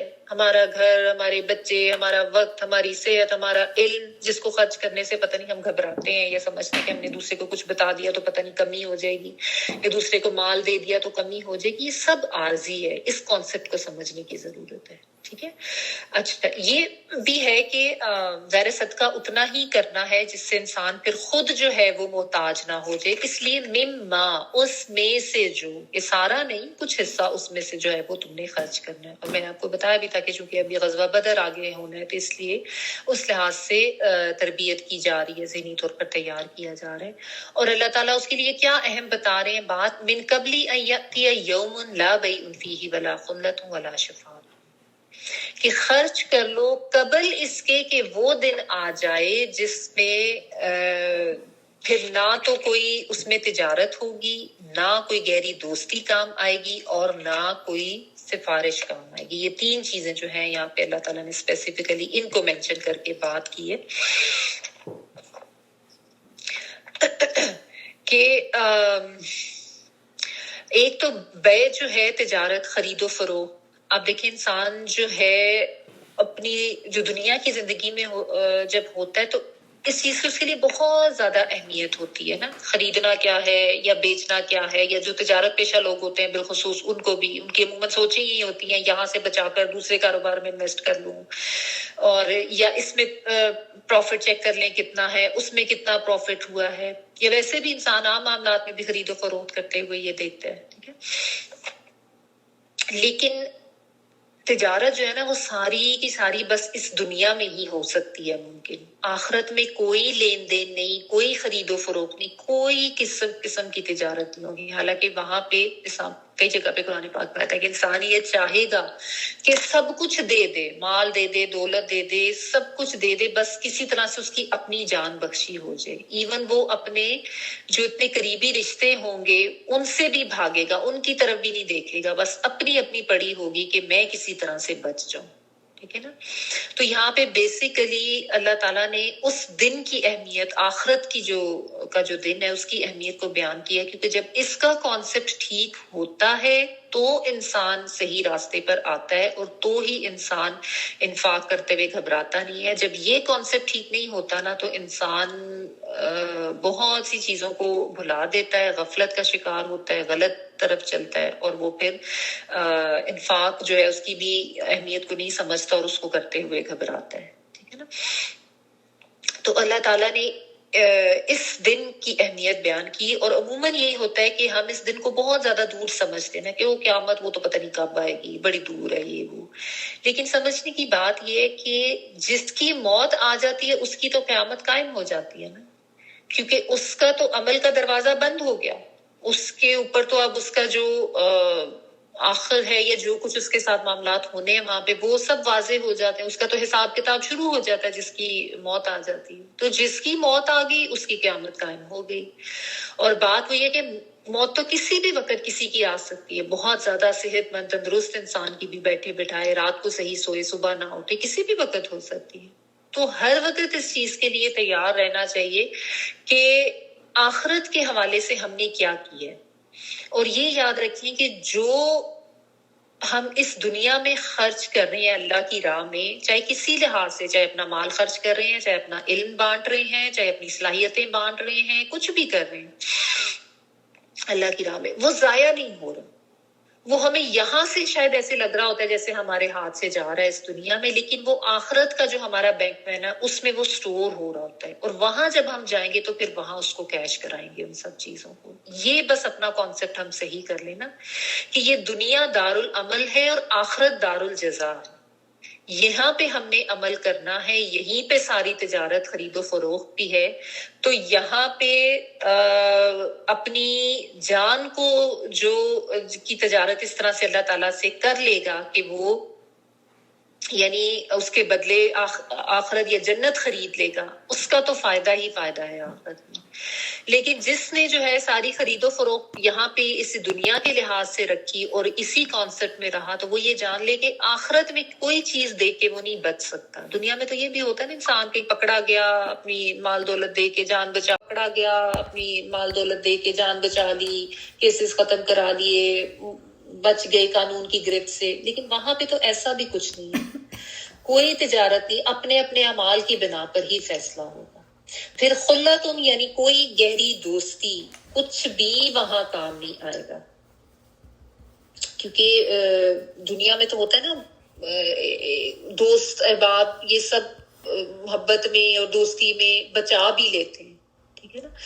تو ایک دوسرے کے ہیلپ کر دی، ایک دوسرے کا ساتھ دے دیا. لیکن آخرت میں تو ایسا کوئی معاملہ نہیں. وہاں پہ تو کوئی گہرے سے گہرا دوست بھی نظر اٹھا کے نہیں دیکھے گا. دوست کیا، سگے رشتے دار، ایسے رشتے جن پہ انسان بہت زیادہ ریلائی کرتا ہے، سب ایک دوسرے سے بھاگ رہے ہوں گے. کیا بیوی، شوہر، اولاد تک، والدین، سب کو اپنی اپنی، ہر انسان کو انڈیویجولی بس اپنی اپنی پڑی ہوگی. کوئی یہ نہیں کرے گا کہ میرے مال کسی کو دے دیے جائے اور اس کو بچا لیا جائے. وہاں پہ ایسا کوئی معاملہ ہوگا ہی نہیں. کوئی یہ چاہے گا نہیں، کوئی یہ برداشت ہی نہیں کرے گا. سب کو اپنی اپنی پڑی ہوگی، اپنے اپنے اعمال ہی کام آئیں گے. ٹھیک ہے. اور پھر یہ کہ کوئی سفارش بھی وہاں پہ نہیں چلے گی. ٹھیک ہے نا. یعنی اس دنیا میں تو بہت سے ایسے معاملات ہیں جن میں انسان سفارش لڑا کے بڑے بڑے کام کرا لیتا ہے. تو وہاں پہ ایسا کوئی معاملہ نہیں ہوگا. اور ایک جو بنی اسرائیل جو ہے نا، ان میں بھی یہ شفاعت والا جو کانسیپٹ ہے نا، یہ بہت زیادہ تھا. یہ سمجھتے تھے کہ جو ہمارے جو انبیاء ہیں، ولی ہیں، بزرگ، پیر، یہ سب یعنی ان کے جو بھی علماء وغیرہ، ان کا یہ عقیدہ تھا کہ ان کا اللہ پر اتنا زیادہ اثر و رسوخ ہے، نعوذ باللہ ثم نعوذ باللہ، کہ وہ جو بھی بات چاہے وہ اللہ سے منوا سکتے ہیں. اور اسی کو مطلب وہ شفاعت کہتے اور کہتے تھے بس اس طریقے سے ہماری جو ہے وہ بچت ہو جائے گی. یعنی ان ادر ورڈز آپ کہہ لیں، ان کا بھی کانسیپٹ وہی تھا جو کہ آج کل کے بہت سے مسلمانوں کا بھی ہے. اور وہ بھی یہی سمجھتے ہیں کہ بس جی نبی صلی اللہ علیہ وسلم نے ہماری شفاعت کر دینی ہے تو ہم تو چونکہ مسلمان ہیں، ہم تو بخشے بخشائے ہیں، ہم نے تو جانا ہی جنت میں. آج مسلمانوں کا بھی بہت زیادہ یہی کانسیپٹ ہے نا. تو یہاں پہ اللہ تعالیٰ اس چیز کو ایکسپلین کر رہے ہیں کہ وہاں پہ کوئی ایسا معاملہ شفاعت وغیرہ کا نہیں ہوگا اللہ کے اذن کے بغیر. یہ بھی آگے جو آیت الکرسی آ رہی ہے اس میں بھی ہم ڈیٹیلز پڑھیں گے. یہ ٹھیک ہے کہ نبی صلی اللہ علیہ وسلم کو اللہ تعالیٰ شفاعت کا حق دیں گے اور وہ شفاعت کریں گے، لیکن بِإِذْنِ اللہ، اللہ کے اذن سے شفاعت ہوگی. کون کرے گا، کس کی کرے گا، کتنی کرے گا، کس معاملے میں کرے گا، یہ سب اللہ کے اذن سے ہوگا. وہاں پہ نبی صلی اللہ علیہ وسلم کی بھی شفاعت ہوگی. اور فرشتوں کے بارے میں بھی آتا ہے کہ وہ بھی گواہیاں دیں گے، وہ بھی کہہ سکیں گے. لیکن یہ سب اللہ تعالیٰ کے فیصلے ہوں گے. اللہ تعالیٰ ڈیسائیڈ کریں گے کہ کس کے لیے شفاعت کی اجازت ملے گی، کس جرم کے لیے ملے گی، کتنی ملے گی، کس حد تک ملے گی، کون کرائے گا، کس کی کرائے گا، کس معاملے میں کرائے گا، کس حد تک کرائے گا. یہ سب اللہ کے اذن سے ہوگا. ہمارے اوپر یہ نہیں ہے کہ ہم یہ سوچ کے بیٹھ جائیں گے بس جی چونکہ شفاعت ہو جانی ہے تو اب ہم جو بھی کرتے رہے ہمارے لیے سب جائز ہے. ایسا نہیں ہے. ٹھیک ہے. تو اس چیز کے اوپر کوئی ریلائی کر کے نہ بیٹھ جائے. یہی کانسیپٹ ان لوگوں کا بھی تھا. تو یہی سمجھایا جا رہا ہے سب کو کہ اللہ تعالیٰ کے فیصلے جو ہیں وہ کسی دباؤ کے اثر تو نہیں ہوں گے. اللہ تعالیٰ کے اوپر تو کسی کا کوئی اثر نہیں. اللہ تعالیٰ نے تو اپنی مرضی سے فیصلے کرنے ہیں. وہ مالک کل ہے. ٹھیک ہے نا. تو یہ چیز سمجھنے کی ہے. تو اللہ تعالیٰ نے یہ بتا دیا کہ ابھی خرچ کر لو اس سے پہلے کہ وہ دن آ جائے جہاں پہ پھر کچھ کام نہیں آئے گا. یہ تمہارا مال و دولت نہیں کام آئے گا, یہ تمہاری تجارت خرید و فروخت کام نہیں آئے گی, نہ تمہاری دوستیاں جن کے پیچھے لگ کے یا جن کے سہارے تم غلط کام کرتے ہو اور وہ تمہیں بچا بھی لیتے ہیں, یا تمہاری ایک دوسرے کوئی تمہارے آ کے کوئی شفاعت کر دیتا ہے, کوئی سفارش کر دیتا ہے. یہ سب کچھ اس دنیا تک ہی ہے. آخرت میں ایسا کوئی معاملہ کسی کے ساتھ نہیں ہوگا. والکافرون هم الظالمون, اور کفر کرنے والے, انکار کرنے والے وہی اصل میں ظالم لوگ ہیں. یہاں پہ ظلم جو ہے یا کفر جو ہے, کفر کو ظلم کہا ہے اللہ تعالیٰ نے. کفر یہاں پہ ویسے بھی انکار کرنا, مطلب ایمان کے مقابلے میں کفر اس معنوں میں بھی ہے, اور جو اس انفاق کے حکم سے انکار کرتے ہیں یا نہیں کرتے, اس طرف نہیں آتے, ان کے لیے بھی یہ کافر ان کا ہی ورڈ ہے. دونوں معنوں میں یہ آتا ہے. تو یعنی اصطلاحی معنوں میں بھی کہ جو ایمان نہ لائیں, الکافرون وہ جو آخرت پر ایمان نہ رکھیں یا جو بھی اللہ تعالیٰ کے احکامات انبیاء یا ان کا انکار کریں. اور دوسرے معنوی معنوں میں بھی کہ جو خرچ نہیں کر رہا, جو اللہ کے اس انفاق کرنے کے حکم کی تعمیل نہیں کر رہا, اس کے لیے بھی ہے کہ وہ اپنے اوپر ظلم کر رہے ہیں. ٹھیک ہے, تو اہل ایمان کو یہاں پہ خرچ کرنے کی ترغیب دی جا رہی ہے, یہ بتا کے کہ دنیا دارالعمل ہے اور آخرت جو ہے وہ دارالجزا ہے.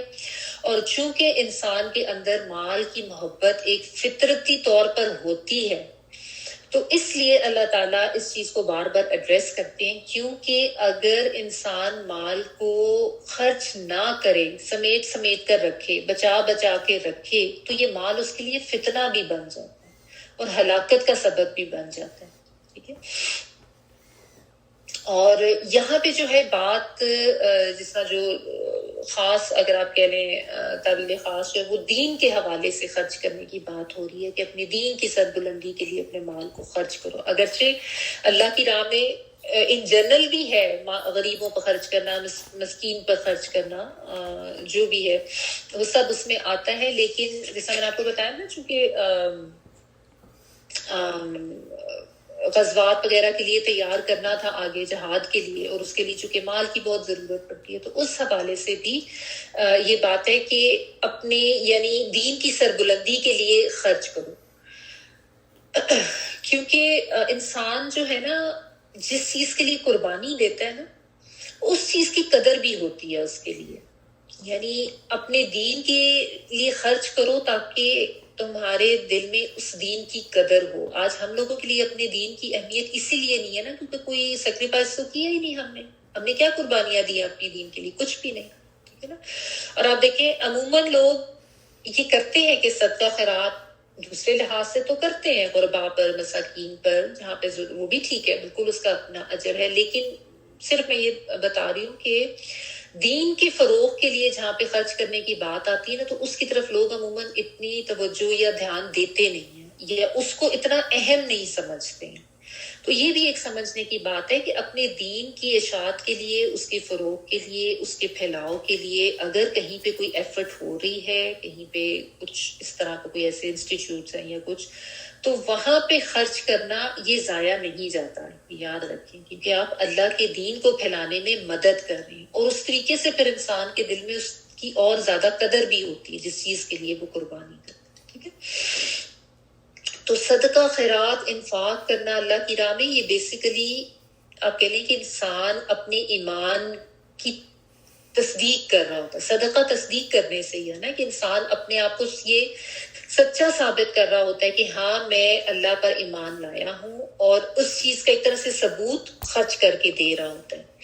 یعنی جب انسان اللہ کی راہ میں خرچ کرتا ہے, انفاق کرتا ہے, صدقہ کرتا ہے, تو وہ اس چیز کو سچ ثابت کر رہا ہوتا ہے کہ میرا معبود مال نہیں ہے, میرا معبود وہی معبود واحد یعنی اللہ تعالیٰ کی ذات ہے. میں صرف اس رب کی بندگی کرتا ہوں, اس کا عبد ہوں, میں مال کا غلام نہیں ہوں, اور میں مال کا بندہ نہیں ہوں. ٹھیک ہے نا. اور جس کو واقعی خالص محبت ہوگی اللہ تعالیٰ کی ذات سے, اللہ کے دین سے, اپنے رب سے, اس کو تو پھر اللہ کی راہ میں خرچ کرنا بالکل مشکل نہیں لگے گا نا، کیونکہ جس سے محبت ہوتی ہے انسان اس کے لیے تو سب کچھ کر گزرنے کے لیے تیار ہوتا ہے، اس کو یہ بھی دے دوں وہ بھی کر لوں اس کے لیے کیونکہ جب محبت صحیح ہوتی ہے نا، تو اللہ تعالیٰ کی محبت صحیح طرح سے جو ہے نا وہ ہمیں اپنے دل میں پیدا کرنے کی ضرورت ہے۔ اس کے لیے یہی ہے کہ انسان ظاہر ہے اپنے رب کے بارے میں جانے زیادہ سے زیادہ، اور یہ اپنے جو اللہ تعالیٰ نے جو کتاب بھیجی ہے اس کو صحیح طریقے سے پڑھے۔ جب آپ پڑھتے ہیں نا قرآن کو صحیح طریقے سے تو واقعی اندر سے مال کی محبت، حرص، لالچ یا دل کا چھوٹا پڑنا، یہ سب چیزیں انسان کے اندر سے نکل جاتے ہیں، ٹھیک ہے۔ تو صدقہ خیرات، اس کی اہمیت، ایک میرے پاس ادھر ایک حدیث کا مفہوم بھی لکھا ہوا، میں آپ کو پڑھ کے بتاتی ہوں کہ نبی یہ پوچھا گیا کہ کون سا صدقہ اجر کے لحاظ سے بڑا ہے، پھر آپ صلی اللہ علیہ وسلم نے فرمایا کہ جو تندرستی کی حالت میں کرے، یعنی جب حرص رکھتا ہو، فقر سے ڈرتا ہو اور دولت کی امید رکھتا ہو، لہٰذا صدقہ کرنے میں جلدی کرو، ایسا نہ ہو کہ جان لبوں پر آ جائے تو کہنے لگو کہ اتنا فلاں کو دے دو اور اتنا فلاں کو دے دو، حالانکہ اس وقت یہ مال تو اس کا ہے ہی نہیں، اس کے وارثوں کا ہی ہے۔ یعنی تندرستی کی حالت میں جو صدقہ کیا جاتا ہے نا وہ اجر کے لحاظ سے سب سے بڑا ہے، کیونکہ جب انسان تندرست ہوتا ہے، جوان ہوتا ہے، اس وقت اس کو سب سے زیادہ حرص ہوتی ہے مال کی، اور اس وقت اس کو فقر سے ڈر بھی لگ رہا ہوتا ہے، اور اس کو زیادہ سے زیادہ مال کمانے کا بھی انسان کو شوق ہوتا ہے اور ایک امید ہوتی ہے۔ تو اس وقت انسان جو ہے نا وہ زیادہ ڈرتا ہے صدقہ خیرات کرنے میں، کیونکہ ضروریات بہت ہوتی ہیں۔ تو یہ جو بات ہے نا، ایسا نہ ہو کہ جان لبوں پر آ جائے تو کہنے لگو کہ اتنا فلاں کو دے دو اور اتنا فلاں کو، کہ یعنی جب انسان بستر مرگ پہ آ جاتا ہے تو اس وقت پھر انسان یہی کہہ رہا ہوتا ہے نا، اچھا یہ مال اس کا دے دو، یہ اتنا اس کو دے دو، اس کو یہ گفٹ کر دو، یہ کر دو۔ تو اس وقت کا صدقے کا اتنا اجر نہیں، کیونکہ اب تو انسان کو بھی پتا ہوتا ہے کہ اب میری آنکھیں بند ہوئی تو سب ادھر ہی رہ جانا، اب تو وہ اس کا ہے ہی نہیں، وہ ویسے ہی اس کے وارثوں کا ہے مال جو پیچھے جن کے لیے چھوڑ کے جا رہے ہیں۔ تو بہتر یہ نہیں کہ انسان جب واقعی اپنی صحیح جوانی میں، تندرستی کی حالت میں، جب اس کو بہت زیادہ لگ رہا ہوتا ہے کہ شاید میری بہت زیادہ ضروریات ہیں، اس وقت وہ خرچ کرے اللہ کی راہ میں، جس وقت سب سے زیادہ وہ حریص ہوتا ہے مال کا۔ یہی بات جو ہے اس میں سمجھنے کی، ٹھیک ہے۔ ایک اور بھی حدیث کا مفہوم آتا ہے نا کہ ابن آدم کہتا ہے میرا مال میرا مال، حالانکہ اس کا مال تو صرف وہ ہے جو اس نے کھا کر ہضم کر لیا، پہن کر وہ سیدھا کر دیا، یا اللہ کی راہ میں صدقہ کر دی، بس۔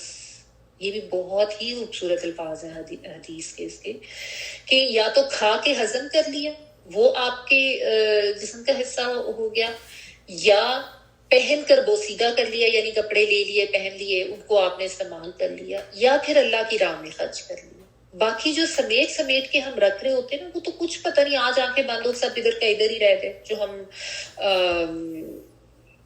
اکٹھا کر رہے ہوتے ہیں یا سیونگز کر رہے ہوتے ہیں۔ ٹھیک ہے، یہ بالکل صحیح ہے کہ اپنی ضرورت کے لحاظ سے سیونگ بھی رکھنی ہے، ایسا بھی صدقہ نہیں کرنا کہ انسان خود محتاج ہو جائے، لیکن اپنے ہاتھ کو روکنا صدقہ خیرات سے یا اللہ کی راہ میں خرچ نہ کرنا، یہ انتہائی ناپسندیدہ ہے۔ ہمارے دین میں بہت زیادہ تلقین ہے اللہ کی راہ میں انفاق کرنے کی، ٹھیک ہے، اور نہ کرنا جو ہے ایسے لوگ انکاری ہیں اور یہ اپنی جانوں کے اوپر خود ظلم کرنے والے، ٹھیک ہے جی۔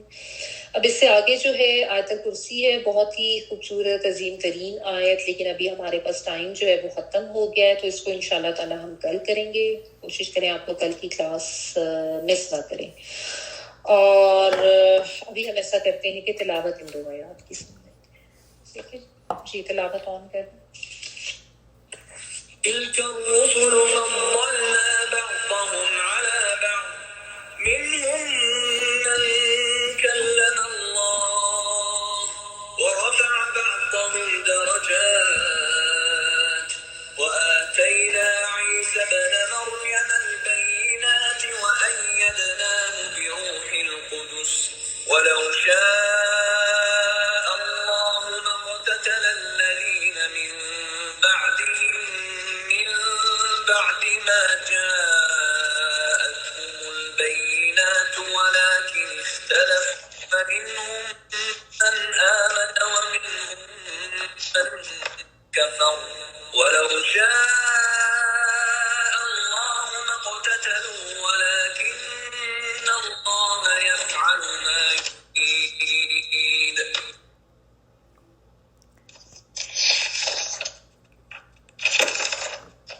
ایک آیت اور تھی یا ایھا الذین آمنوا انفقوا مما رزقناکم من قبل ان یأتی یوم لا بیع فیہ ولا خلة ولا شفاعة والکافرون هم الظالمون.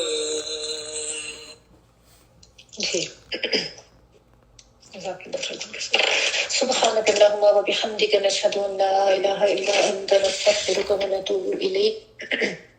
سبحان ربك رب العزة عما يصفون وسلام على المرسلين الحمد لله رب العالمين. بارك الله لي ولكم في القرآن العظيم ونفعني وإياكم بالآيات والذكر الحكيم. دعا کر لیجیے.